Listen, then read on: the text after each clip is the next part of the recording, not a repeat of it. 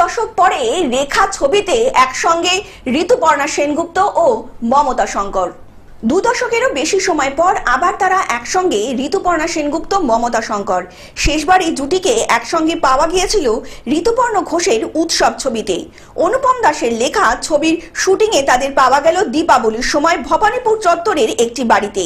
ছবির নামেই সবচেয়ে বড় চমক, মমতা শঙ্কর রয়েছেন রেখা চরিত্রের নাম ভূমিকায়। ছবিতে প্রবীণ অভিনেত্রীর বাড়িতে পরিচারিকার চরিত্রে দেখা যাবে ঋতুপর্ণাকে। দায়িত্বটা ঋতুপর্ণার ওপর সবটাই। বোঝাই যাচ্ছে সামাজিক বার্তা রয়েছে এবং এই সময়ের প্রতিফলন থাকবে অনুপম দাসের এই ছবিতে।